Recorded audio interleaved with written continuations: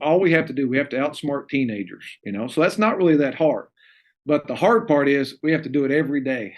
Like they keep us on our toes, and we can outsmart them today, but they're going to come up with something new, or they're going to test us, the next day, or they're going to test us the next day. And so we just have to keep thinking. It keeps us young. And even though I've been here for a while, and coach, I mean, I think that's the part that keeps me going too, is you can't just show up and I did this last year.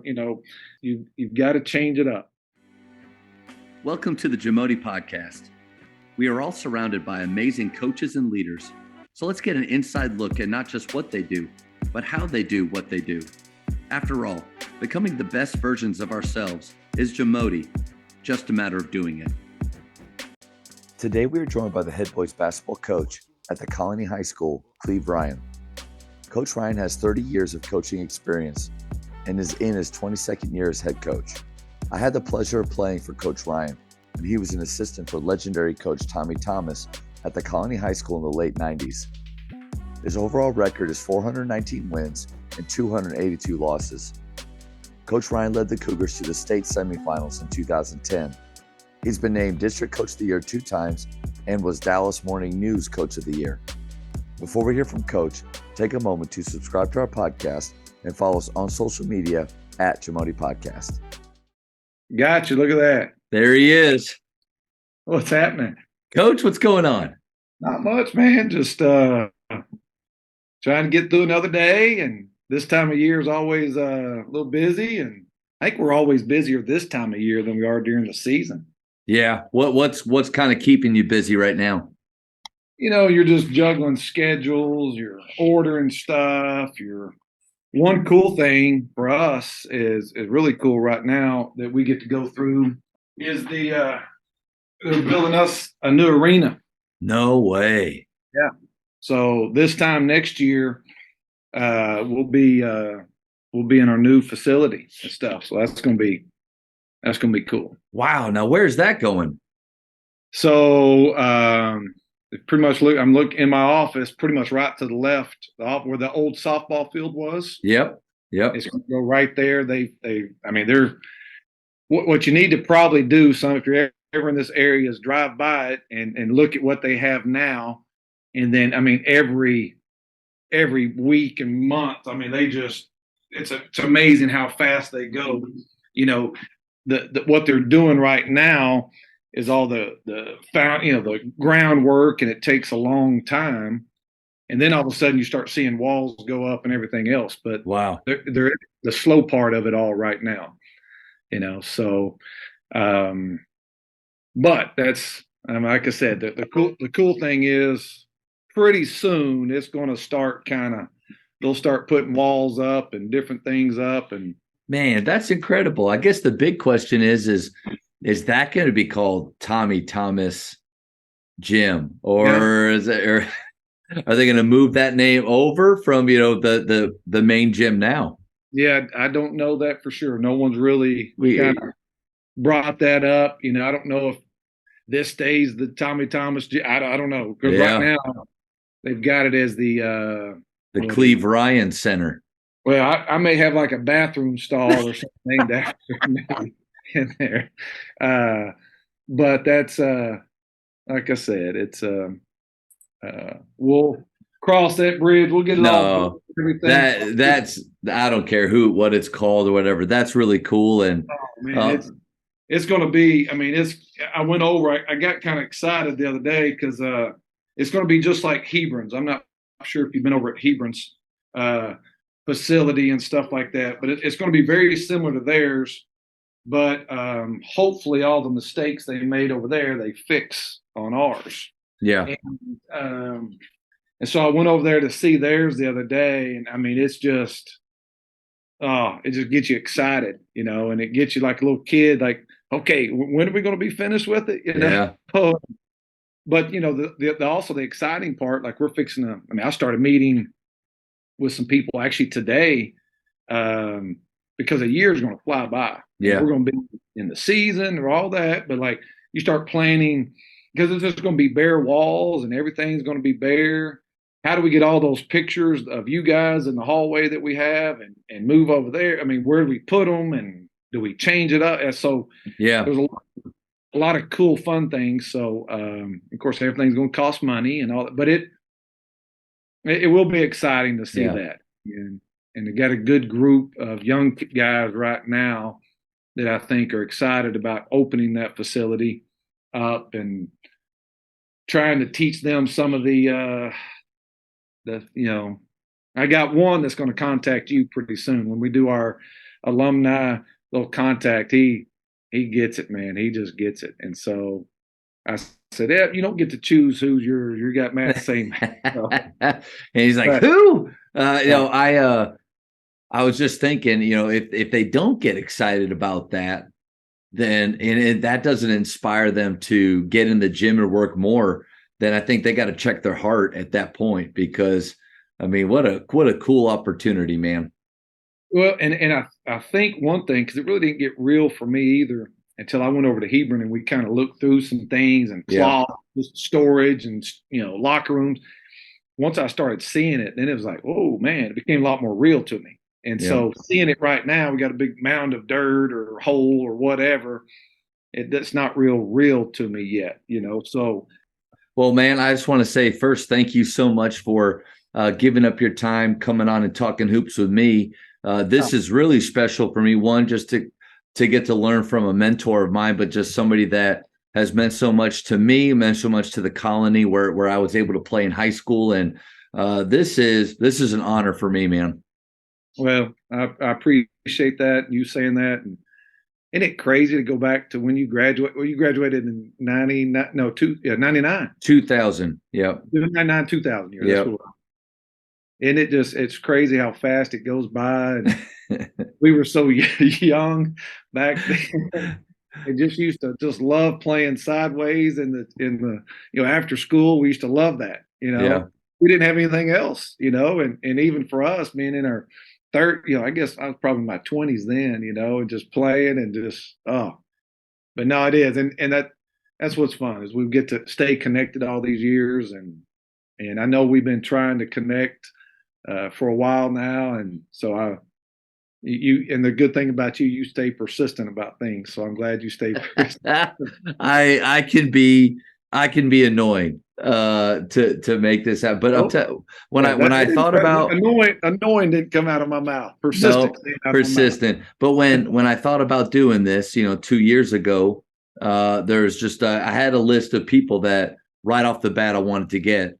And I just thought, like, what are the two guys that have been, obviously there's a lot of people on that list, but you and Coach Thomas, to me, that's just really special because obviously Coach T being the head coach when I was there, but then also your involvement, the fact that it's just been you two running that program the last 30 plus years. Like, there's just not a lot of places where, that list of coaches that have been at that school is so short. And then the fact that, for me, it's special because I have had that interaction with both of you, and it's been so much fun. I mean, 19 years there as the head coach, 400 plus wins. Coach, that's incredible. Those numbers right there, just the success that you've had. Everybody talks about Coach Thomas, and he is incredible. You've done an amazing job taking that program to another level.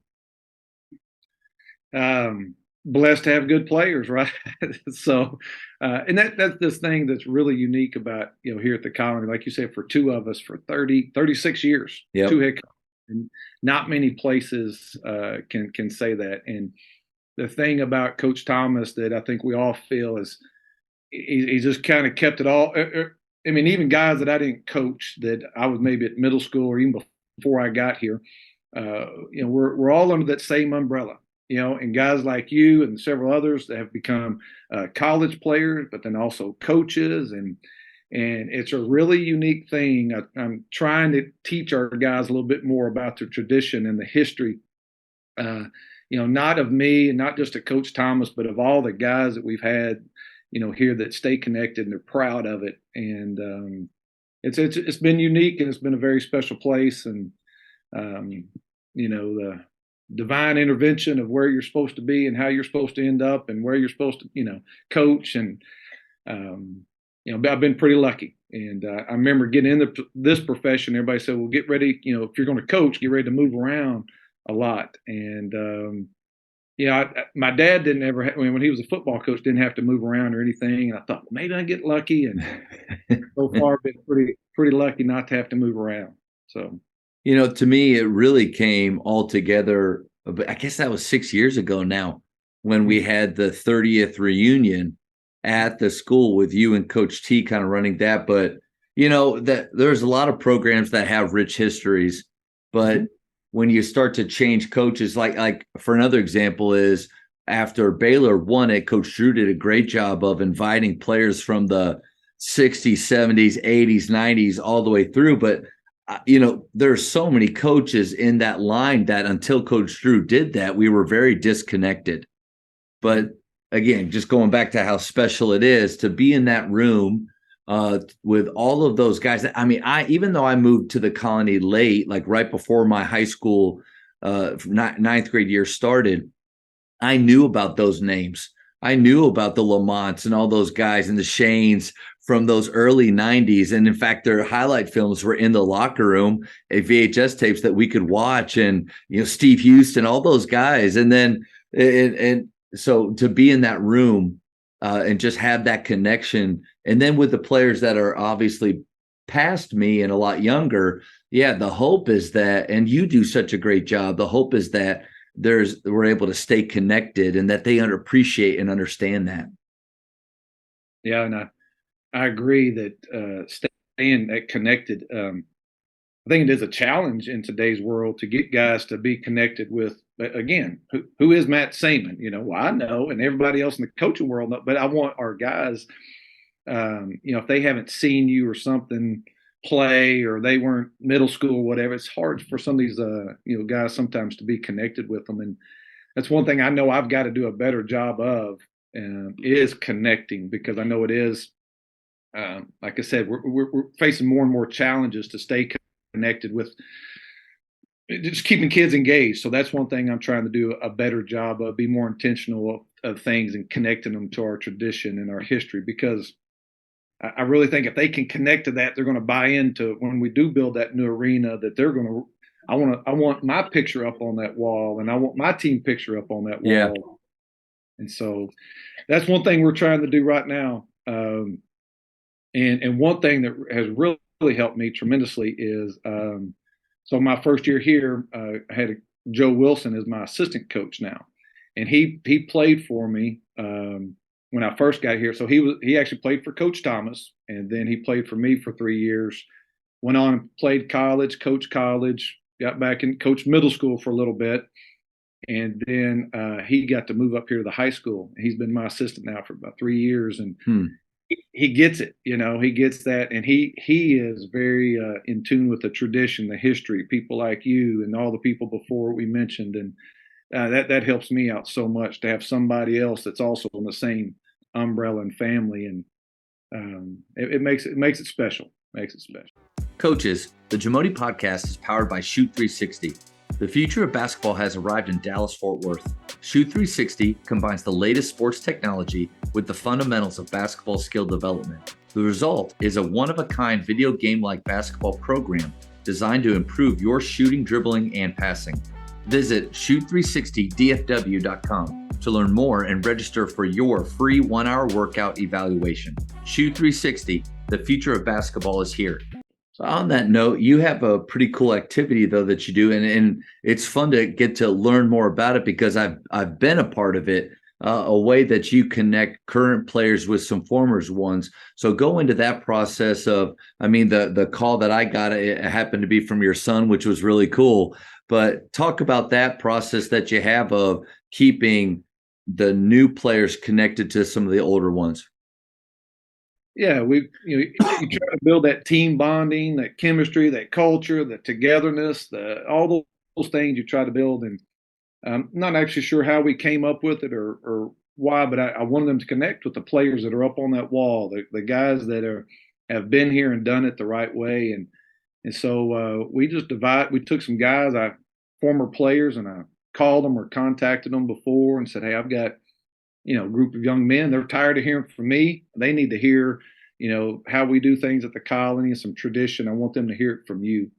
And so we just kind of divided up about 12, 15 guys and let them reach out. And of course, kids, they're like, Coach, that's going to be weird. I calling another guy I don't know.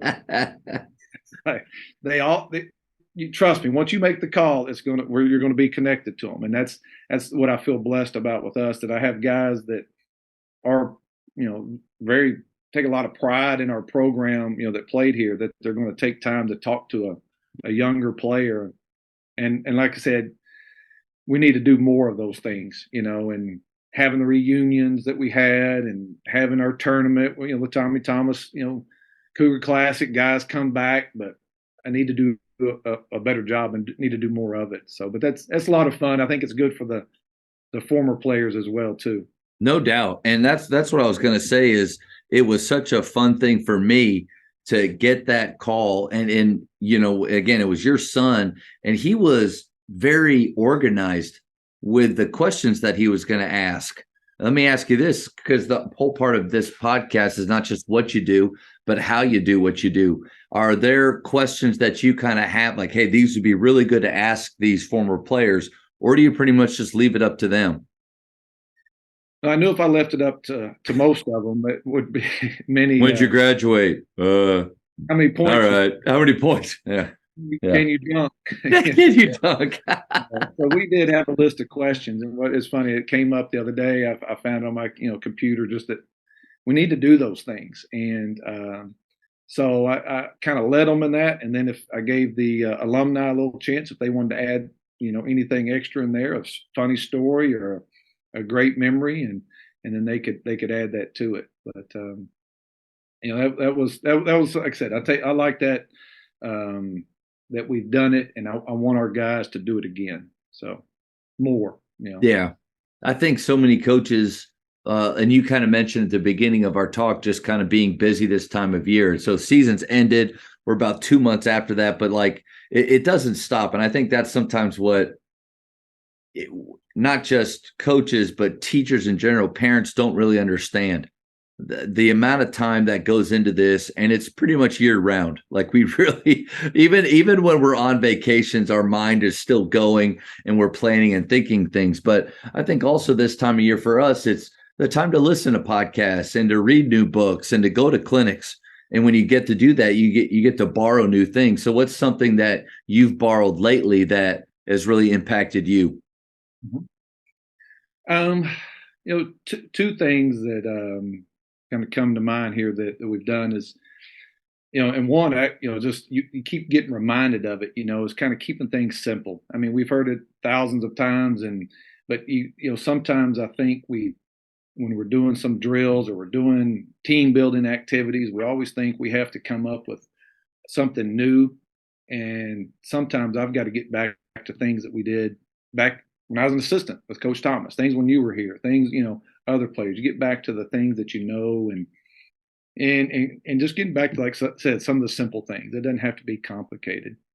And that's something like I said, that's been coming up more and more to me, and less is more. You hear that all the time. And so I've like I said, I've got to get back to some of those things. I've mentioned that several times. I've got to get back, and like you're talking about this time of year, if I turn this around and I showed you my office, I mean, I'm trying to clean up my office, clean up files, get rid of things. And when you've been at a place, I've heard this from somebody, when you've been somewhere for a while, instead of just coming in the same way all the time, like, clean up things, change things, act like it's your first year on the job, Yeah. What would you do? And so trying to do a little bit more of that too. And it's good for me. It gets me excited, and, buy some new polos or whatever. I've had, the same t-shirts, say, well, just buy some new stuff, get some new things and all that. And so, but something else I got here recently, and we got it actually last year, started doing it and continued doing it. And, you're always searching for those things during the season to connect with your players. And, during the course of the game, I was yelling at kids, block out, or hustle back. And sometimes you're excited and you're yelling, and then they take it the wrong way, and you're like, guys, I'm excited for you. Like, so understand it comes from a good place. And I was watching something somewhere, and it was Ernie Johnson on TNT, and it was coming back when it's talking about a story with his son and how and I didn't know sign language, but it's this right here, and it means I love you, and I didn't know that, but it was anyway the story of it. And if you haven't heard it, I can't do it justice. It'd be something to go research, and so it comes right up, and it's just an awesome story and of what he does, an awesome story and impact that his son had on so many people. So what I started doing is I even told our players, all right, I'm going to say, if I'm yelling at you to box out, I'm going to have this hand up, know that it comes from a good place. And if I do this to you, you better do it back, And sometimes you get that kid, I said, I do it. So we do that, and they do it back, and sometimes being goofy about it. But again, I mean, we're all around our players so much and each other so much that, I mean, we love these guys, and sometimes they don't recognize it, after a while. So again, we'll break our huddle with it, have our hands up like that, and sometimes trying to calm a guy down is going to the free throw line, big free throw, mate, just throw it up there, and be done. And I shared it with our girls coach this year. Their players started doing it, and I'll see some of them in the hallway. That's awesome. And we'll do that. And like I said, that's pretty simple, and so no, that's something that we've used and kind of like, and like I said, we'll continue using it. So that's great. Yeah, going back to the first thing about keeping it simple, but then also from year to year, kind of treating things new. That's a great nugget. And Chris Hill over at Jesuit said something very similar about treating every year as if it's brand new, because if you don't, you run the risk of assuming that this group of players you have now are identical or can do the exact same things. And I think maybe you close yourself off to some adjustments that you need to make that might be really good. So while you do want to keep it simple, you do want to remember the things that you've done. Also remember to keep it new and fresh. That could be defensively or offensively. It could be the drills, or like you said, the gear. Just because it's worked in the past doesn't mean that it's the best thing for this new group that you have. I know I've been guilty of, our 3-2 pressure zone worked great last year. We're not going to work on man at all, but maybe that's not the best thing for this team, and just to keep that reminder. Yeah, and for me, sometimes I've had to go through that, be like, okay, this is not working with this group, and sometimes it may be several games in, or we're halfway through the season, that's not working, so let's not run zone anymore. Let's stick to man. And there's some teams maybe, hey, we can trap a little bit more, do some other things, and like you said, changing, not being afraid to change, and not being afraid to, just like you said, because it did work before doesn't mean it's going to work again. But then there's also that fine line there of getting back to something that worked before. A simple inbounds play, or a quick hitter. And of course, we had a lot of quick hitters, that looked really good, and we had Darren and Bracey and those guys. That's not hard. But getting back to some of those things that that do work, and most of the time for me, it's not getting back to necessarily plays or X's and O's. It's just kind of getting back to the things we did on the court, off the court, to as a team, and things like that. So getting back to some of those things too. Yeah. And then I love the fact that the story, the connection with Ernie Johnson, and with that, I love you. I think that's a powerful phrase to tell players. And I think it's important for those young men to get to hear an older coach, or a young women too, an older coach saying that to them. And, we can't just assume that they hear that all the time at home.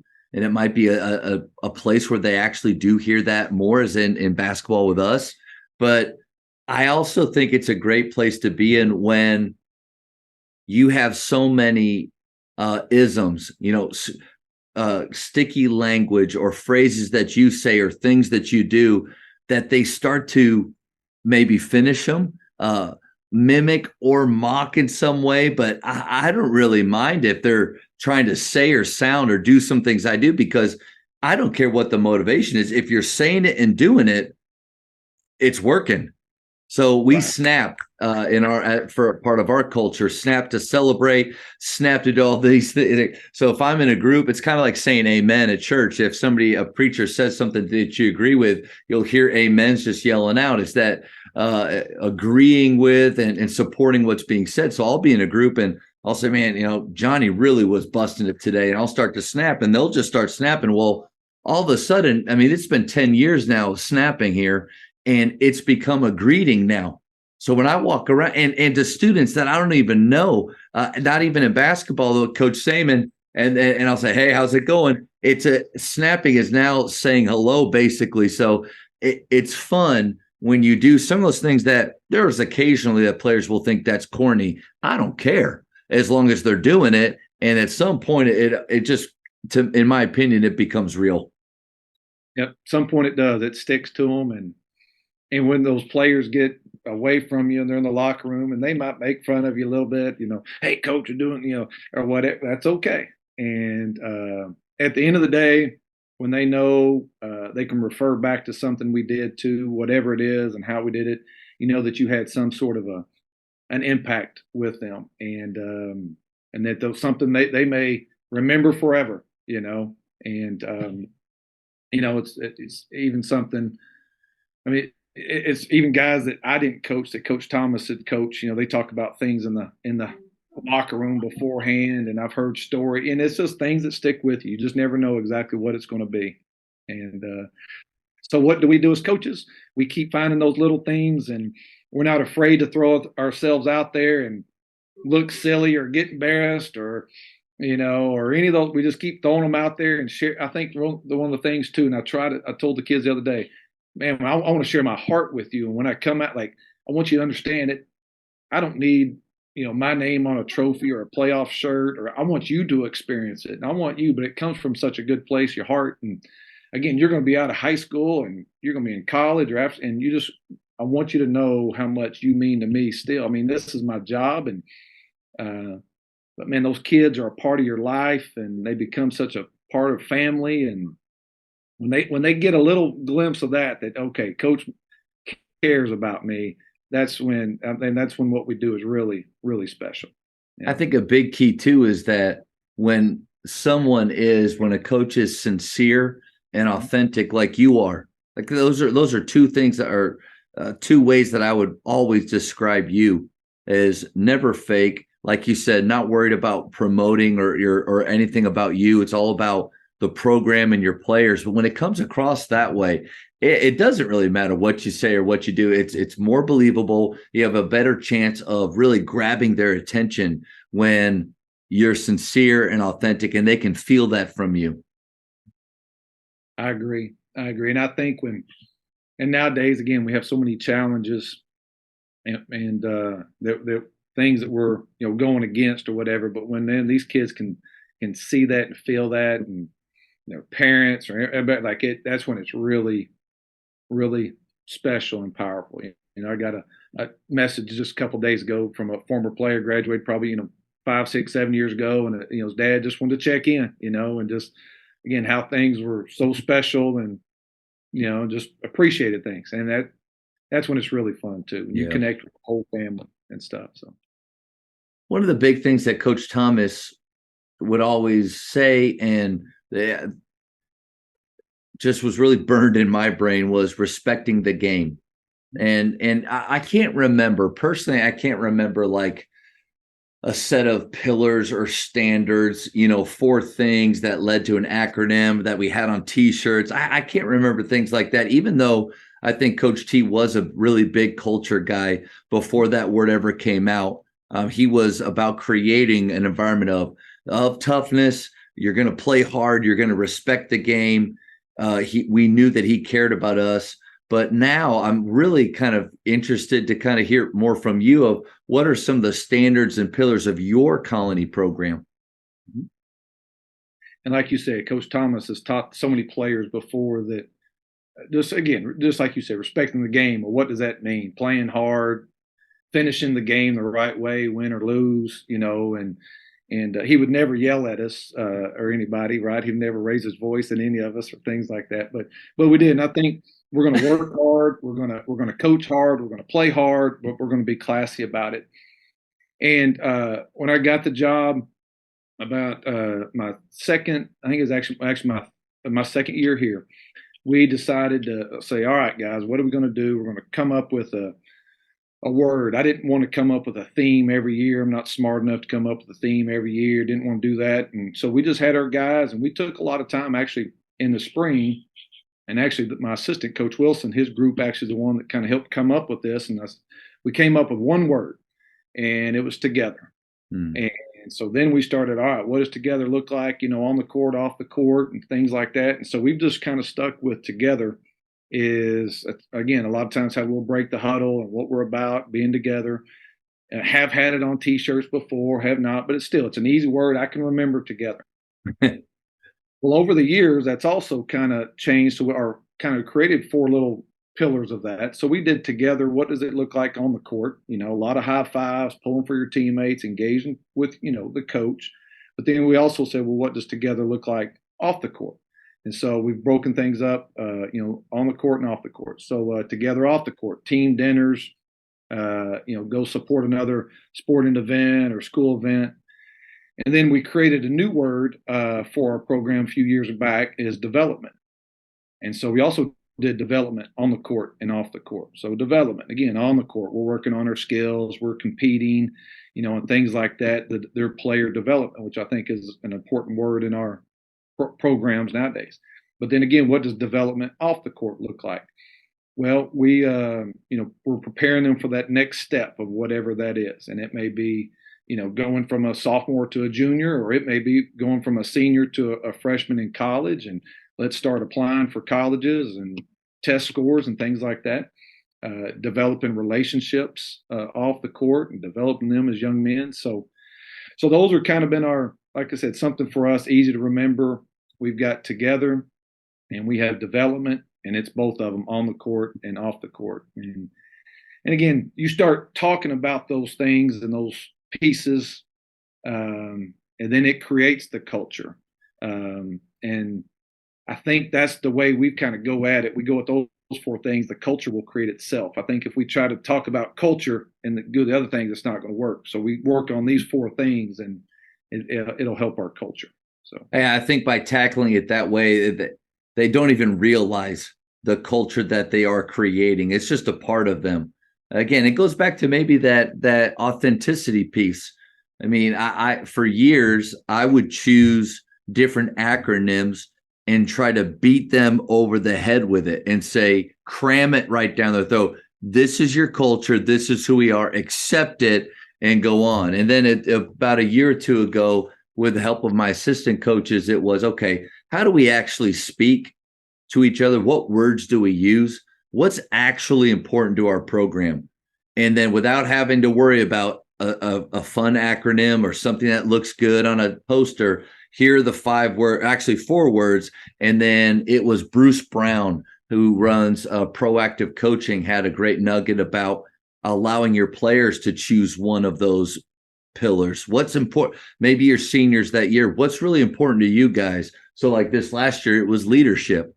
That was a part of our culture that they really felt like was going to be important, and they wanted to leave behind. And this next year, it's another word, and passion.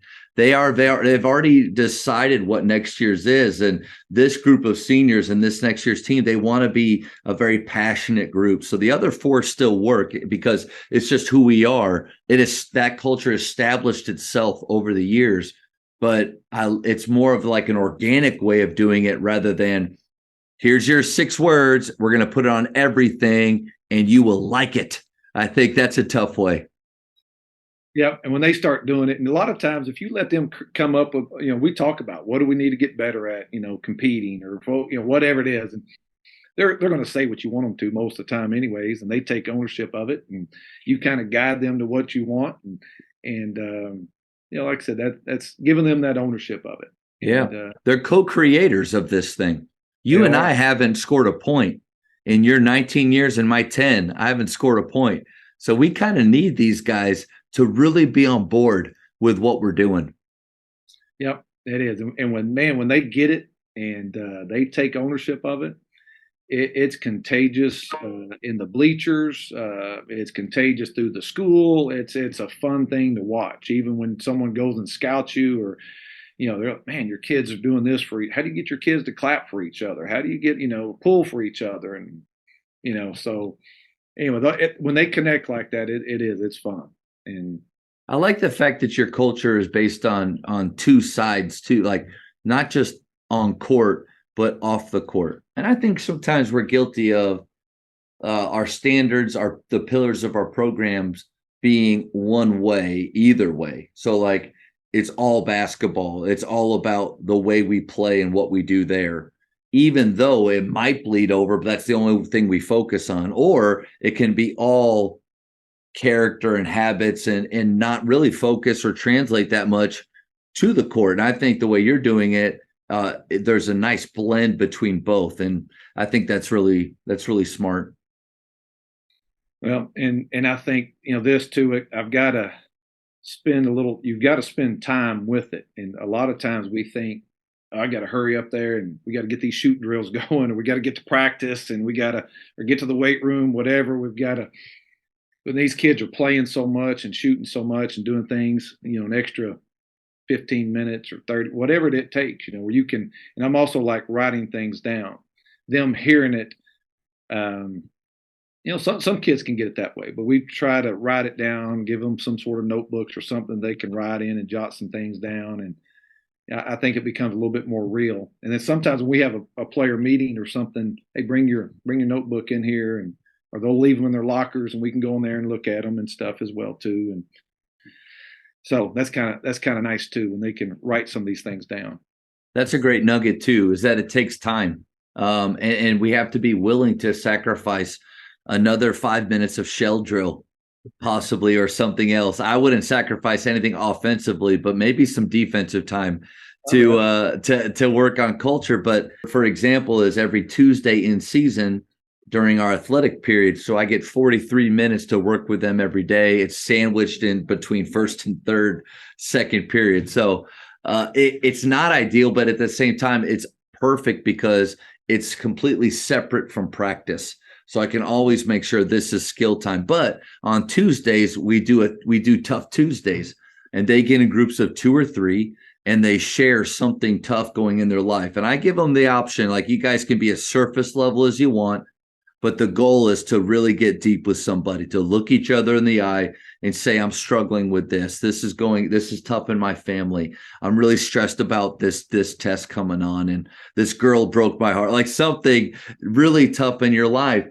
And it's always funny because you think, well, they're not going to share. It's going to be crickets.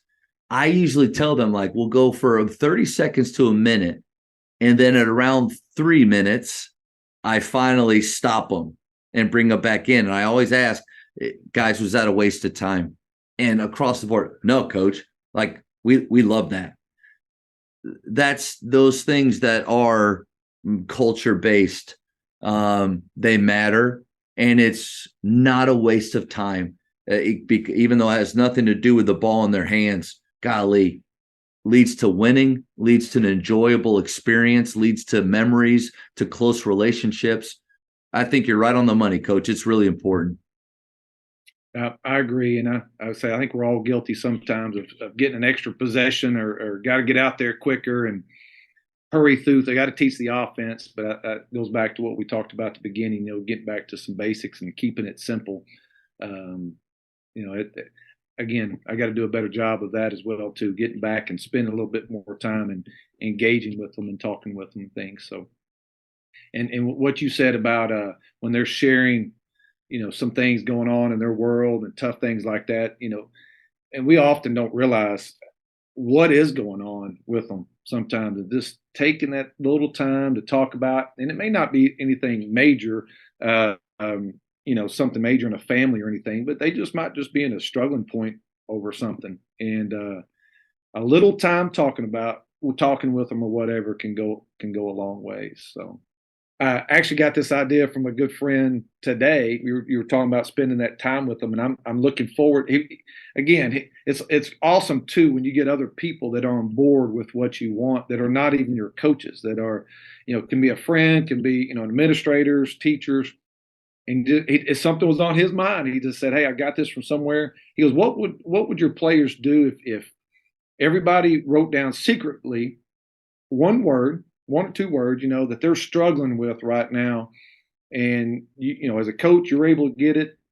They do it anonymously. You put them up on the board, and people see like, how can I help somebody else that's going through whatever I'm struggling with, being depressed a little bit, or I'm struggling with my confidence, or I'm struggling with just being happy, or whatever, something along those lines. And then what would you do if I knew you were struggling, or if you knew I was struggling?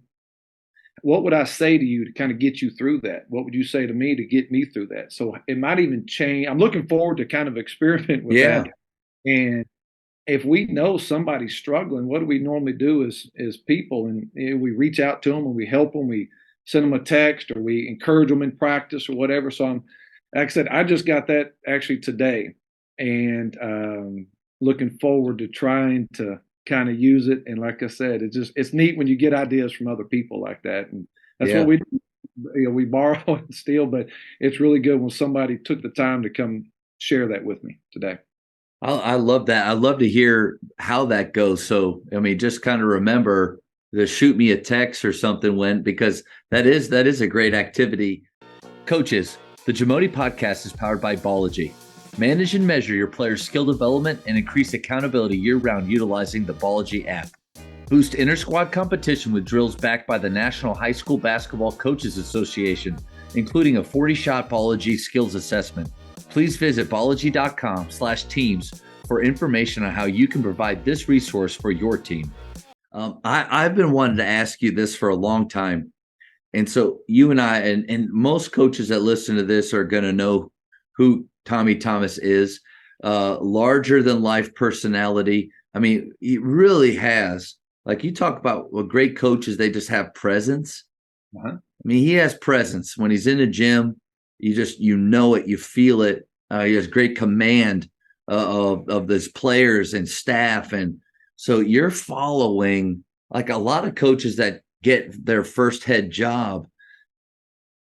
Most of the time, I would imagine it's not at the same school, and you're taking over a program that has been in a bad way. So you just get to come in and you have that first year where you get to, bring in your culture. Everybody's so happy and it's exciting because something new. But Coach Thomas, I mean, a legend at the Colony, opened the school, didn't leave in a bad way in any way. You worked for him. I would imagine, knowing you've always kept his legacy alive. It's never just been like, this is mine. Coach Thomas's time is done. But at what point did you really feel like, how long did it take for you to feel, oh, all right, I'm Coach Ryan and this is my program? Was it immediate or did it take some years? Yeah, that's a great question. But I think with Coach Thomas, when I first took over as a head coach, he backed away. He let me do it, and he would only offer suggestions if I was asking, and things like that. And so a lot of respect for that. And of course, he was always there if I needed something and things like that as well. And we all know, I think, even guys like you and other guys that are coaching, that when we're all under, we wouldn't be where we are today without him.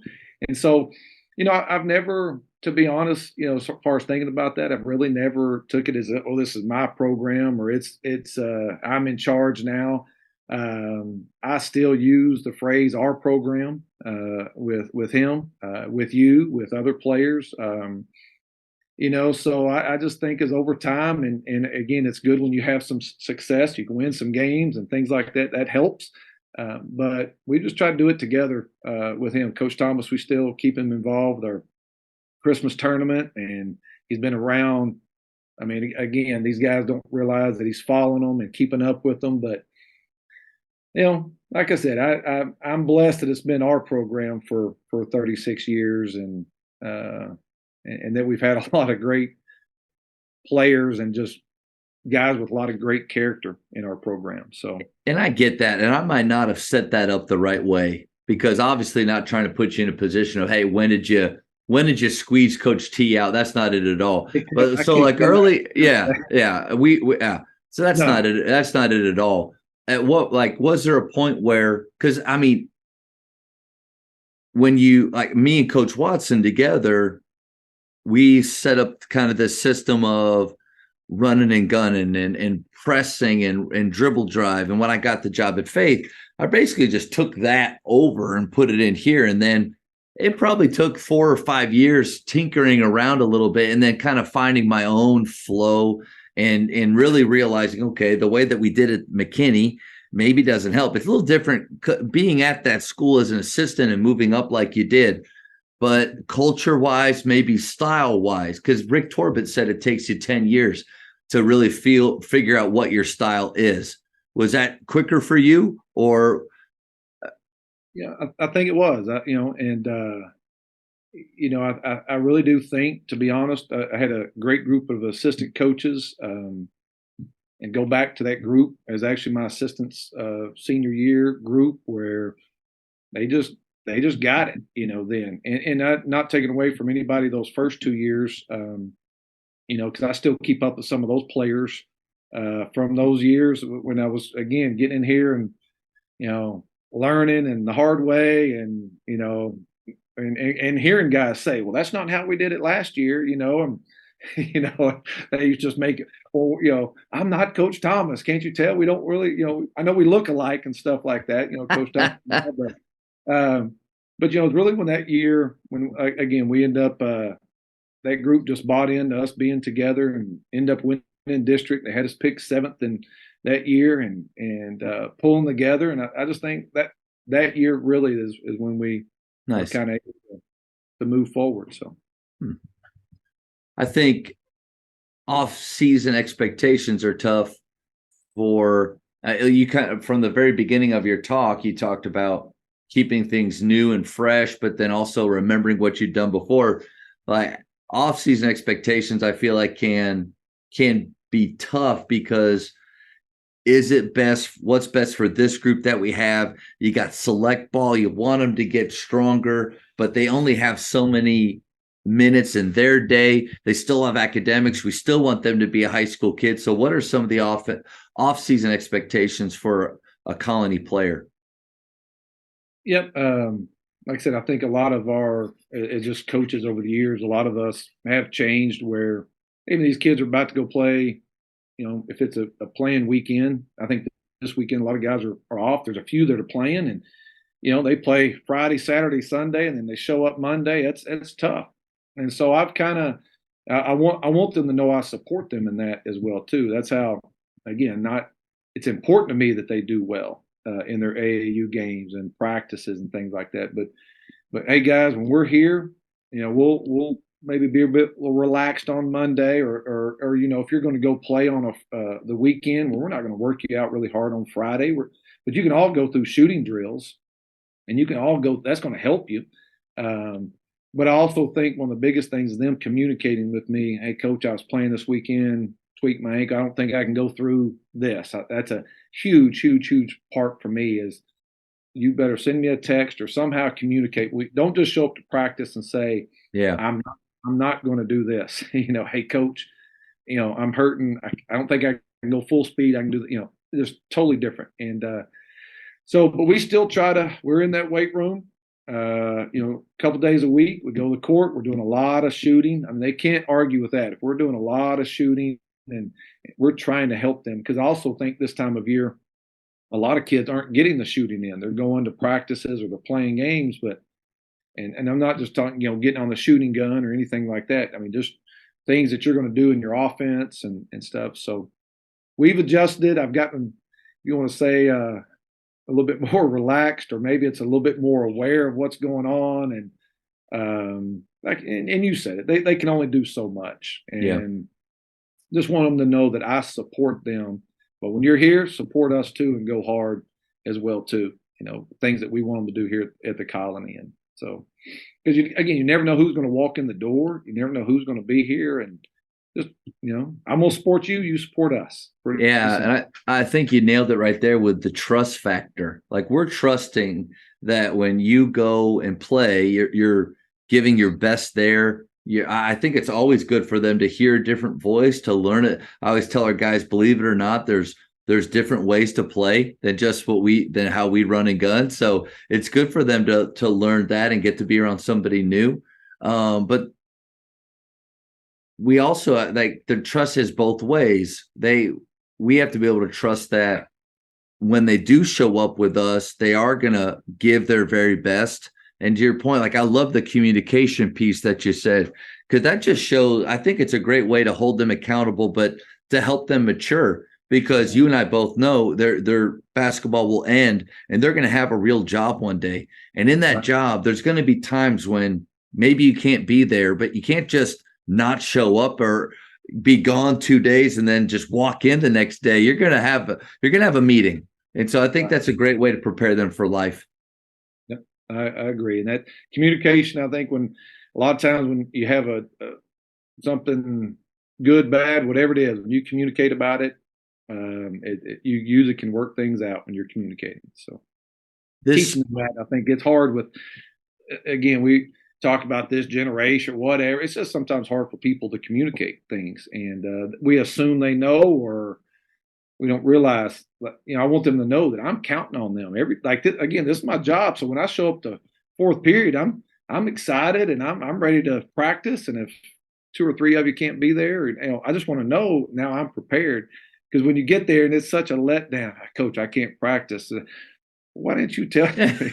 I have this whole plan for you. Yeah. Let me ask you this. So, especially since you've been at the same school your whole career as a head coach, I don't like it when you hear the phrase that kids are different now. I don't know. I understand their differences really because of external things. Like, when I was at the Colony, I did have a cell phone my junior year. That was when I first got it, but it was one of those big, thick Nokias like Zach Morris and Saved by the Bell. Like, you could barely do anything with it. You could call your parents, barely text. So it wasn't that big of a thing. But from your experience, are kids different now than they were when I was in high school at the Colony? I think kids are, but I also think I'm different now than I was, back then as well. You're probably different. And I agree with you. I think sometimes we keep, and I actually used it earlier, this generation, we use it almost as a crutch for us. I feel like sometimes, and yeah, they're different. And I've used this phrase before too. Every next year's group's going to be different. And even if I have the same kids coming back, they go from sophomores to juniors, or they're going to be different when they get a little older. And we just have to come up with creative ways to communicate with them. And I tell people this: it's not. All we have to do. We have to outsmart teenagers. So that's not really that hard. But the hard part is we have to do it every day. Like, they keep us on our toes, and we can outsmart them today, but they're going to come up with something new, or they're going to test us, the next day, or they're going to test us the next day. And so we just have to keep thinking, and outsmarting them, because they will. They get creative, and when they're having fun with, challenging you a little bit, like I said, in a fun way, it keeps it fun. But it keeps us young. And even though I've been here for a while, and Coach, I think that's the part that keeps me going too, is you can't just show up and I did this last year on, April 11th and do this. You've got to change it up. So. Yeah, you nailed it, man. Because, like, if you keep sitting around every year just beating your head on the wall about how different these kids are and how they're getting worse and worse, and when I was young, or, like, to your point, that's the art of it. The fun part of it is, okay, this is how I motivated these guys 5 years ago, but it's just different. Like, these guys are different. There's something different motivates them now. And I think it comes back to relationship too, actually knowing their why and what's important to them. What's their motivation? Do they like it? Do they love it? Or do they live it? Like if you treat all of them like they live it, I mean, golly, coach, you're going to alienate really 3/4 of them. If you're, because only a fourth really live it. And then to talk about that live it part, I think I've been really bad over the years about hyping myself up too much at times with my players to the part like, yes, I was motivated and I did work really hard, but it's not like I just had blinders on all 4 years. I mean, the senior year at the Colony, I was in theater.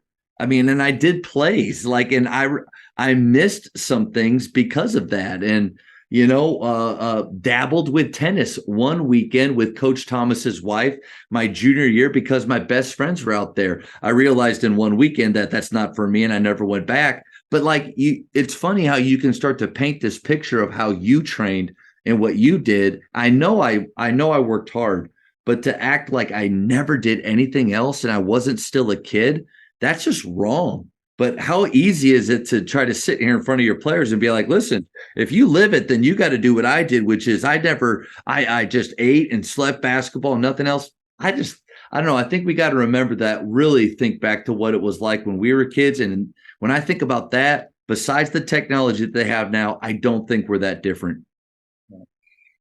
And how many times do we hear somebody say, well, back when I was, yeah, and we did it this way. And that's, like I said, that's true to some degree. But it's just, again, I'm glad and I'm thankful I grew up when I did, the things that we had, because it is hard and it is demanding in our world today.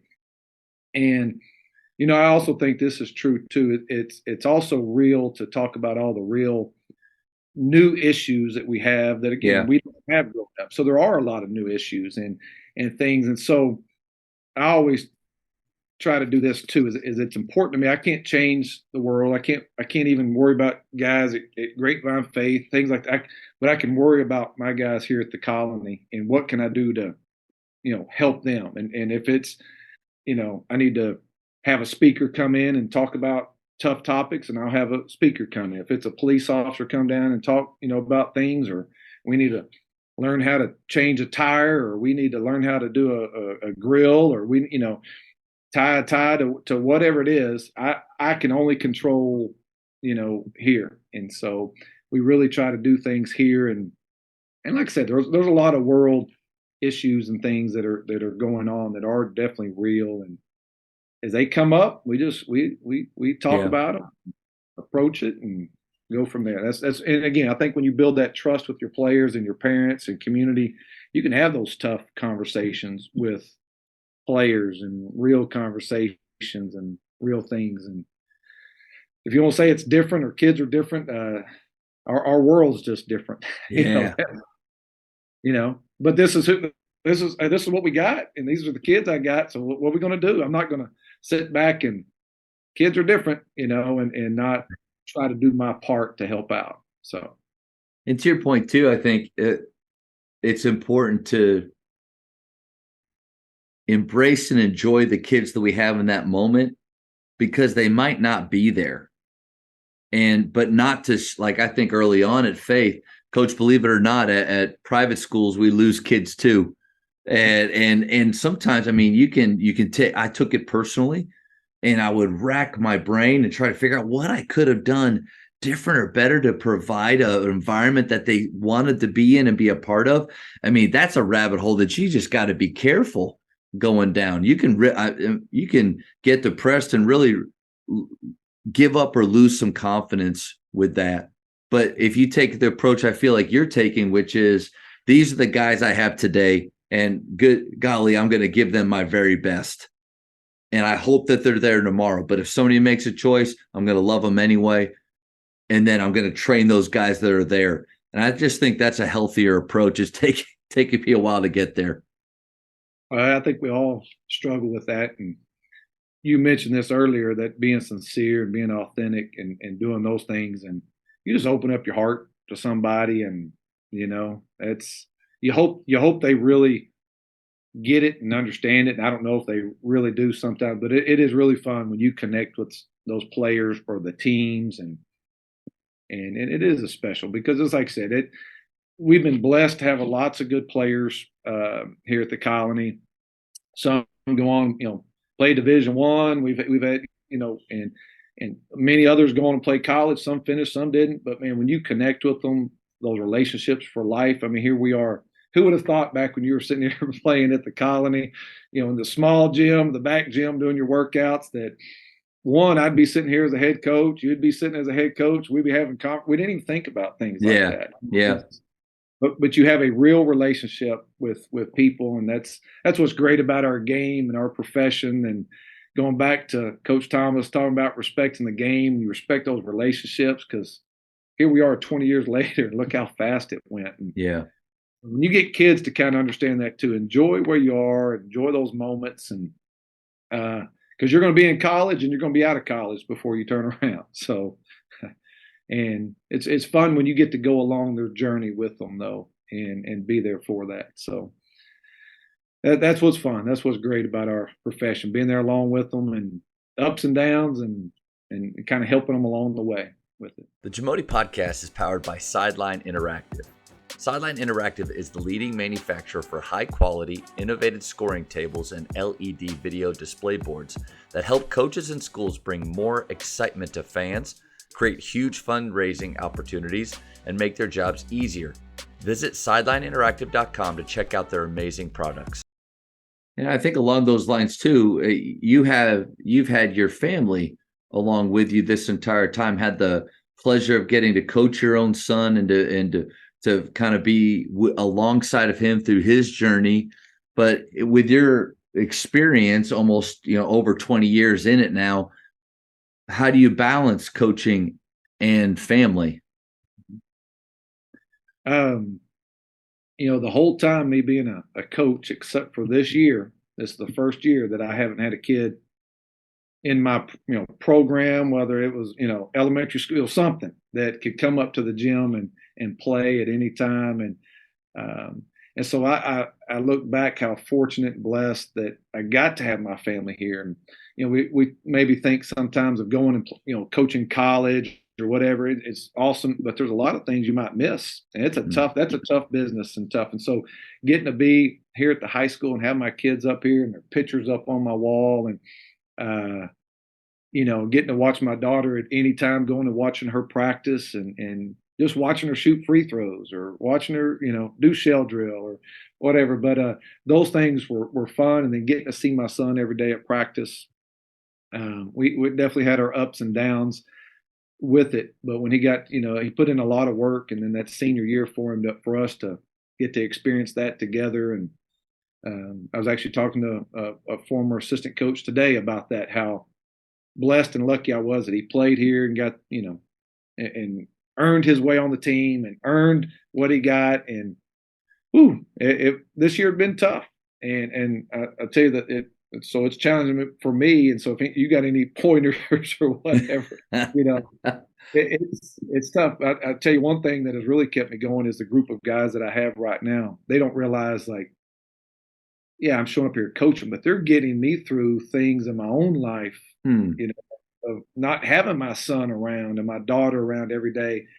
They don't realize they're impacting me, and they're them showing up and working hard. I mean, that's fun for me. And it's so, like I said, maybe hard to explain on that, but they're helping me get through a tough time in life, or a challenging time of, those next chapters in life. So my son's a sophomore, going to be a junior next year. And so halfway through, and obviously his mom is already a wreck of thinking about her baby being out in 2 years. And I'm not looking forward to him leaving. I'm excited. Part of me is excited Coach will be like 43 and empty nesters. So, that's not bad. But my question to you is, I'll probably edit all that out. No, my question to you is,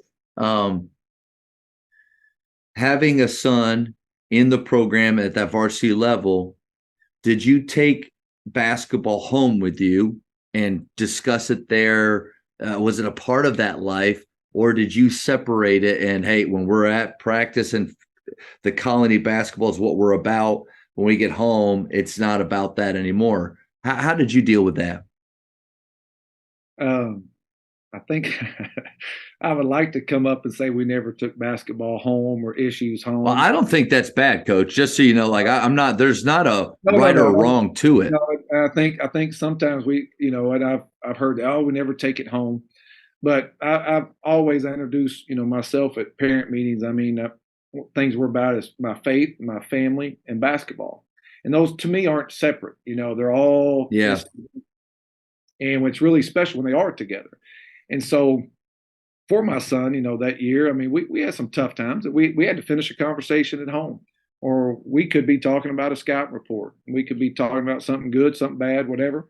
My wife was definitely a good referee at times when needed to be, or even my daughter at times. But like I said, it's been a part of our lives and my kids' lives for so long. And to say we're not going to talk about it, but I think there's also that line. There's a respect thing that once my son understood this is my job and as well, and it's tough being a coach and dad, and then I also understood his of being it's tough being a varsity player at the Colony, and then plus tough having your dad as a coach. Once we kind of had a mutual respect and understanding for that, I think it really, really helped out, and I'm very thankful for him for how you know, that especially his senior year went for us. So I think the it was role, tough. yeah, was it tough? It was tough when it was over. Oh It yeah, ended. It yeah. just, and but I wouldn't trade it, and it's something pretty unique and special. You try to don't try to slow it down because it's. I think the more you try to slow it down, but take a lot of pictures and things like that, and some of those I've got at my office and I've got at home and different things because you get to capture those moments, especially those real, authentic ones that coaching getting into it in a game, and those are pretty fun and special as well. Yeah, being a sophomore this year, it was an older team, so he was a good member of the team. There were some games where there wasn't a lot of on court time for him, so it was very different. I mean, we would watch some film from time to time, and I always took the approach with him as, especially when we're home, because I'm stepdad. Especially when we're home, it's if he wanted to open that door. Like if he wanted to ask me something about practice, about the game, hey, can we watch film? What'd you see? Then I would gladly have that talk with him. But then, if he didn't, if he's just on the couch playing video games, I wasn't going to go and bombard and say, hey, when you were on defense, what were you thinking? Like that's not. So I think I'm hoping that because this next year, this role for him as a junior should be different and he should have more responsibility. And because to your point with your son, like he's worked hard to kind of earn that role. But my hope is that I can kind of maintain that idea of, man, if he wants to, I'm all in. I'm all about Tuck. Because it's like this is like this is a mission field, and so to try to separate things and kind of put things in categories, that's just hard to do. It is. I caught myself a few times. I'd be in my office watching film. He's upstairs, and get down here, look at this clip real quick, and then he'd go back up, get back down here, look at this. And, by the third or fourth time, I said, all right, I got to stop. But then I'd also try to, hey, look what you did good here too. Yeah, yeah. But yeah, like I said, it was fun, and luckily went off to school and trying to. You just don't get to watch them every day like you got to before, and things. But that's hoping what you did as a dad, and then it opened my eyes too as a coach. We only have these players for a short time, and not saying we're going to be dad or any of that role to them or anything like that, but that impact you have on them, it really opened my eyes to what parents go through. It really opened my eyes even to what other players and things are going through when they're that senior year and when it's over.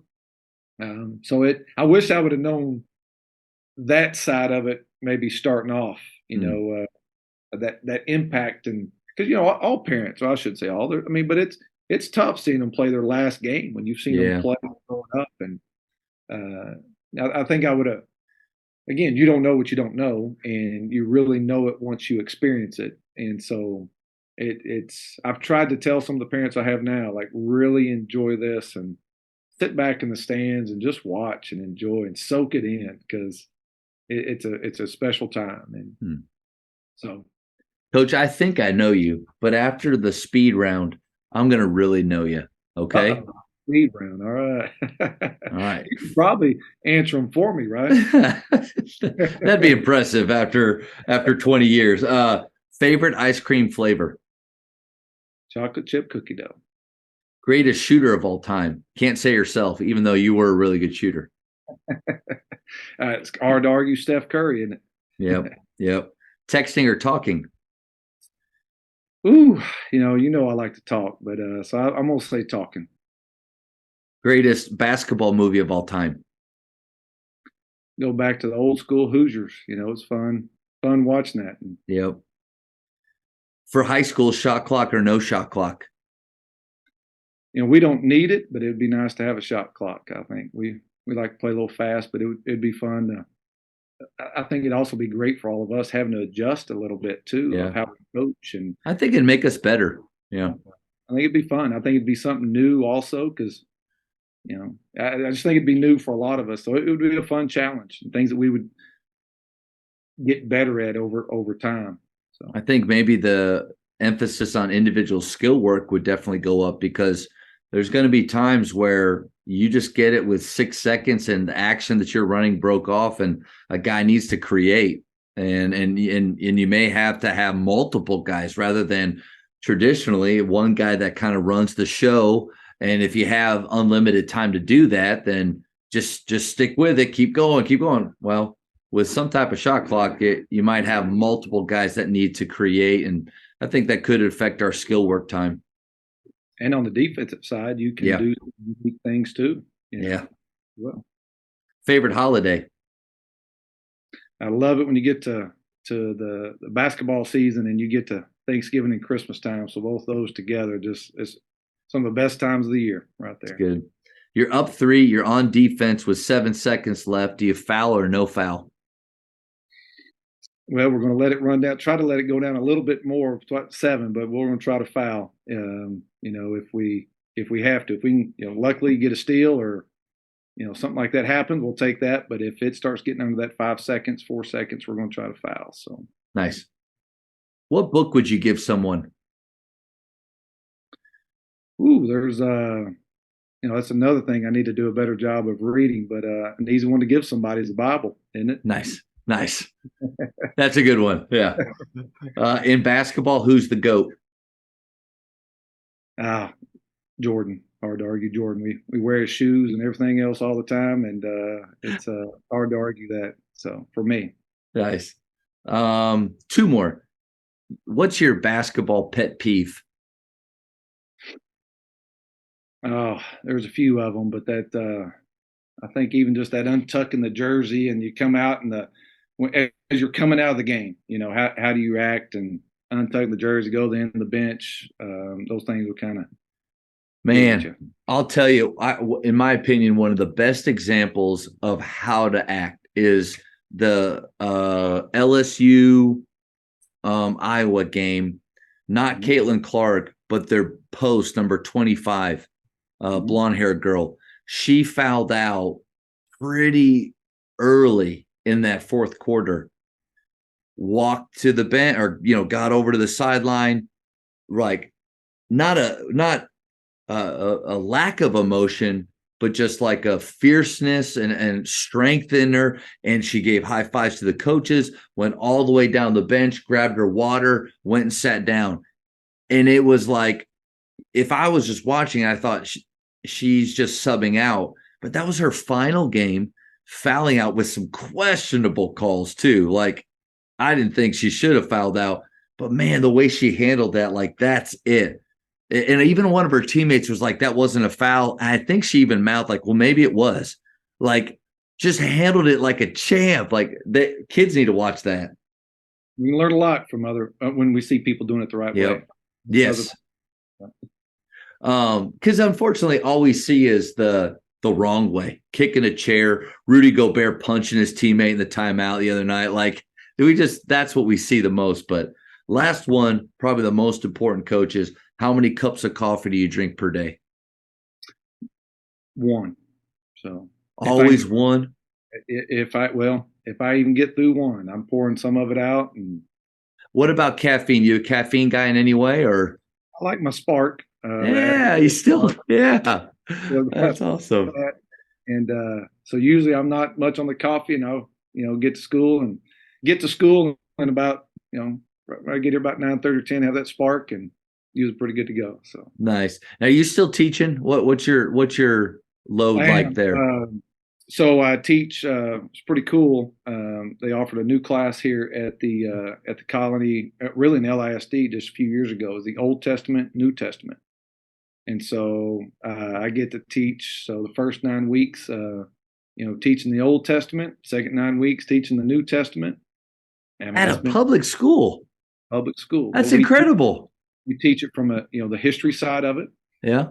So when they first asked me to teach it, at first I was kind of like, well, they're setting me up. They're going to be in my room. Where's the picket lines? They're going to be in my room every day. But went through some training, for it and all that. And again, they knew I was going to teach it the right way, and we're just teaching the history of the Bible. It's not a Bible, study. And they can choose to be in that course. They don't have to take it, right? Yeah. And it's just open, and what I really like, when you get to class, you put that phone down and you get in there, and with the kids, you have great conversations, and it's so many life lessons. When you're talking about giving somebody the Bible earlier too, as a book, there are so many life lessons that's amazing, written, hundreds and hundreds of years ago, that still relate to how we're supposed to deal with certain things that we go on in life, and it's pretty amazing. So I've enjoyed it. It's been good for me, but it's also getting to meet some kids, and again, it's kids that go to church, don't go to church, believe in God, don't. I mean, it's really been a good class. So I like teaching that class, and then I got to teach a World War II class. So I'm getting electives, and then also last year got to teach African American history class. So nice. I was asking because I imagine the Spark would help you in the classroom, and guys like you and Wes Watson and Daryl Kraft that actually still teach, like that's impressive. But I would imagine caffeine would help a ton.